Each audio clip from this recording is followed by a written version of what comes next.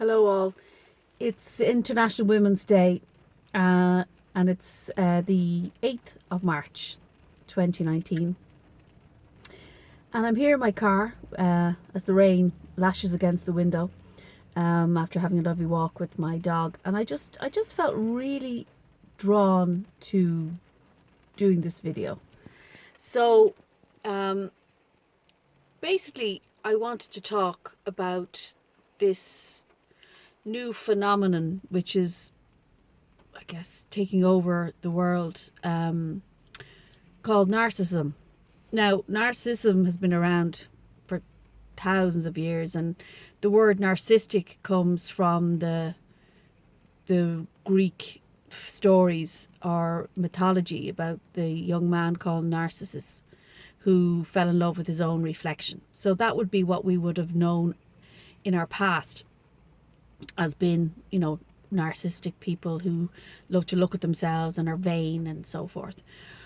But there's a lot more to this phenomenon now known as narcissism, and it's something that I have a big interest in myself, just from personal experience, but also from clients that I would see on a regular basis. And I felt that today, sorry, my hand is sore here and I don't have my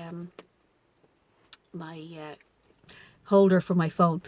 So today being International Women's Day, I just felt it was appropriate to talk about it. Now, this straight away, please let me say, this is not a men bashing video. I'm not into that at all. Narcissistic behaviour transcends all sexes, all social and economic levels. There's none of that. People are people. So this is not a bashing of men. It's just that it happens to be International Women's Day, and I just felt very strongly to talk about it because there are women out there who wouldn't understand perhaps what the behaviour of their loved ones is, and just to have a bit of knowledge can help. So narcissistic behaviour, there's many forms of it. There's behaviour where people are, it can be very narky or aggressive, and people wouldn't even realise it, narky being narcissistic. Okay, so that's where it comes from. But apart from that, it's more about, for me, as the person on the receiving end, or being in a relationship with someone who's a narcissist, or having a parent or a brother or sister or a friend who is a narcissist. Now, the name itself only has really come into play, I guess because there's some major world leaders, without me having to name who they are, who are the epitome of a narcissist, and you know who he is. And completely, it's all about him, and it's his way or the highway, bless him. So that's just an extreme version of the narcissist. But sometimes the narcissist, I know when I was studying years ago, and I came across this phenomenon, it was called the crazy maker. And Julia Cameron would have mentioned the crazy makers in The Artist's Way that I used to facilitate and still do. But the crazy makers are the people who arrive late, we say, for a dinner party, or who cause drama all the time, or want everything to be them, the centre of attention. That would be sort of a version of the narcissist. Now, I'm not going to go into the whole psychological babble of what a narcissist is. I'll obviously give a little bit of an insight, but I suppose the reason I'm sharing this is to maybe, in one way, to look at the narcissist in a more compassionate way. Like, I've spent hundreds of hours researching over the periods of few years of the narcissistic behaviour, and I have an interest obviously in psychology and in the work I do. So I wanted and felt drawn to talk about in the role of the narcissist in a compassionate way, because narcissistic behaviour in a relationship, especially in an intimate one, is really, really damaging. So what can happen is the narcissist, when they meet someone first, there's a whole love bombing phase, and the love bombing is like, you're the best thing that has ever happened to them. They wine and dine you. They just adore you. They write about you. They post photographs about you. On social media, they just think that you are so incredible, and you feel like, oh my God, I've met the best man or best woman in my life, this is my true love, and it's wonderful for as long as it lasts. And then slowly what happens in a narcissistic relationship, it's when the love bombing has kind of started to pull back, it's the little nitty gritty minor little starting of the devaluing phase comes in. And the devaluing phase is just smart little past remarks. Oh, is that what you do? I wouldn't do that. Or, do you not think now you should wear this? Or, why did you say that? It's just very simple, very, it's creepy almost. It's like it happens just very slowly, and then it starts to build momentum. And slowly what happens is the person who's on the other receiving end of this, if they don't have the awareness, and even if they do, it's very cleverly done. Basically, they start questioning themselves, and before long you're in this absolute crazy toxic dance, as I call it, that you are one step forward, 17 steps back, and then it's making up, breaking up, and all the time it's devaluing. And basically what happens is the person on the receiving end starts to completely either fight or flight. And it can be quite destructive.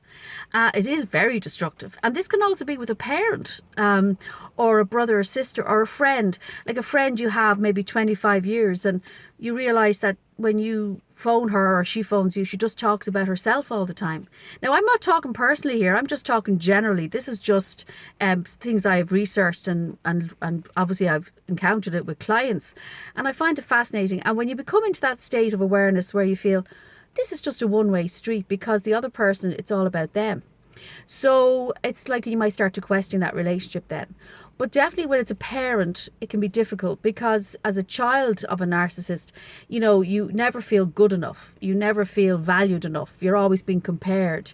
And that can have a detrimental effect if you don't have the awareness. And I'm very blessed. I work with children in the inner city in Dublin, and they have taught me so much, and they've taught me about self-compassion, because these children have to find that way to be compassionate for themselves to survive. So that's really what happens when you're in a narcissistic relationship, in whatever context it is. You've got to find ways for yourself to survive. It doesn't mean to accept or condone in any way bad behavior. It just means about how you can learn about it. Now, going back to the narcissist, I just felt it's important. Again, I don't really like labels. So it's a person with narcissistic traits. So grandiosity would be one of them. Making everything about them and not really listening. And the biggest thing is the lack of empathy. Like they may have an empathy for animals, but they find it difficult to be empathetic with people. Now, not all the time. Again, this is very general. But they're just sort of signs of someone who has possible traits. But it's the put downs, it's the devaluing, it's the demeaning.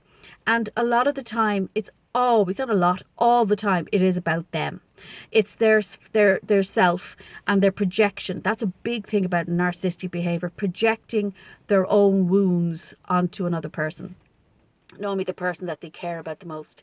And so what happens is it's very much associated with childhood issues where they have been abandoned, or trauma is a big one that I see in my work. People with traumatic backgrounds, it's basically carried through, and as a child they end up having to create a false self, which is the make-believe self, which is where the narcissistic behavior starts to grow and to develop.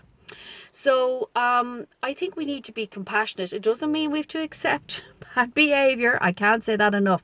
But it means to try and understand that beneath this facade of this grandiosity is a kid who's very, very traumatised. Now, that's their choice and how they live their lives. Please don't feel you have to go and save them. That would be part of the dance, of the toxic dance, the narcissist versus the empath. It means that they have to sort that out themselves. Whether they can or not, look, I'm the eternal optimist. I believe they can. But if you are in a narcissistic relationship or with somebody in your life who has these traits, get some support, get some help. Don't let your own sense of value and sense of self be diminished by somebody else's issues. So I hope I've helped somebody out there. I just felt really important. Have a wonderful, wonderful International Women's Day, and much love to you all.